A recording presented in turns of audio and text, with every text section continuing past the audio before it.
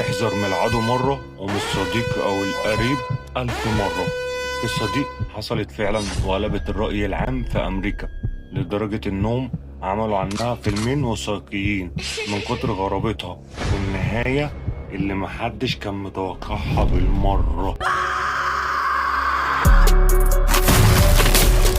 الساعة كانت 11 بالليل والجو هادي. فجأة اسم الشرطة في ولاية ميزوري يستقبل مكالمة من واحد عمال يصرخ وصوته مرعوب: الحقوني، مراتي سايحة في دمها، مراتي قتلت نفسها.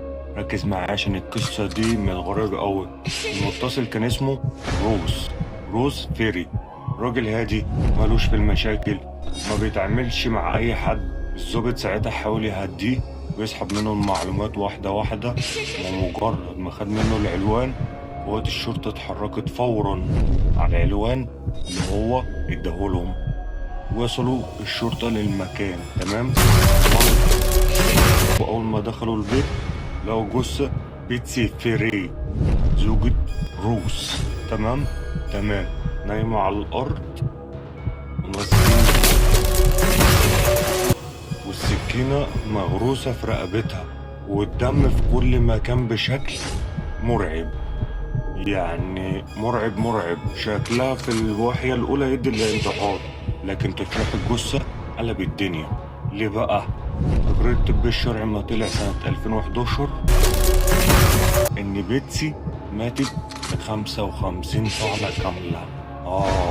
مسار القضية كلها اتغير. ضربات في الرقبة، ضربات في الدراع، ضربات في الصدر، وضربات في البطن، وضربات في الخلف، وطعنات عشوائية. تمام، وعشوائية عنيفة كمان ملهاش علاقة بالانتحار نهائي. يعني الجريمة يا معلم اللي احنا قدامها دي جريمة قتل كاملة ووحشية. وعارف الغريب ايه؟ ان مفيش اي بصمة في البيت غير بصمة روز جوزها، فكان هو اول واقوى مشتبه فيه. استجوبوا روز. المحقق سأله: ازاي تقول انها انتحرت؟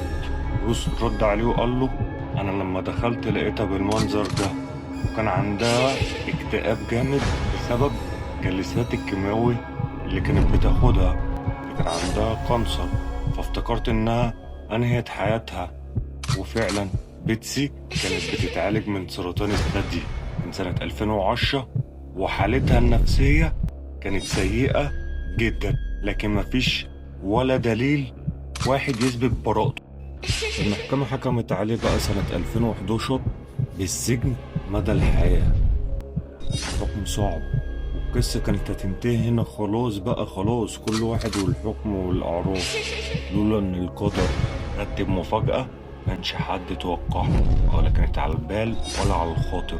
سنة 2015 عودت القضية من الموت، اللي هو ازاي بعد 5 سنين كاملين في السجن يظهر محامي اسمه جويل جورتيز. تمام، الراجل ده شاف أوراق القضية بالصدفة، لما ابتدى يقرا فيها لقى فيها ثغرات كبيرة جدا. أولهم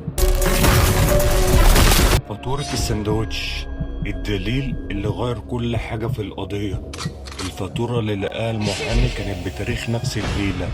الجريمة كانت الساعة 10، يعني معنى كده كان هو في مطعم الأكل وبياخد الريسيت، وده معناه إن روز كان برا البيت وقت الجريمة نفسها، وده لوحده كافي يشكك في الحكم بالكامل. المفاجأة رقم 2: حياة تأمين الحياة على بيتسي. المفاجأة الأكبر: محامي روز اكتشف إن تأمين حياة بيتسي بقيمة 150,000 دولار. تمام، لكن اللي مش تمام اللي هم مش باسم جوزها أساسا، لكن باسم مين؟ صديقتهم بام هوب. والأغرب إن بام هي كانت آخر واحدة شافت بيتسي قبل موتها على طول، وهي اللي قالت لروز يفضل مع صحابه برا البيت، وهي إيه؟ هيرجعها وما يرجعش ياخد مراته. تمام، هي هتوصلها وتمشيها. الشهادات والتفاصيل اللي اتخبت في أول المحاكمة الأولى كانت بتقول كل شوية رواية مختلفة. اللي هو ازاي يعني؟ مرة قالت إنها كانت معاها لحد آخر ساعة قبل الجريمة، مرة قالت نص ساعة، ومرة تانية قالت أنا سبتها ورجعت وهي روحت. كلامها كله كان متلخبط في بعض. بعد ما قام المحامي بالأدلة الجديدة في القضية، المحكمة أعلنت براءة روس سنة كام؟ سنة 2015.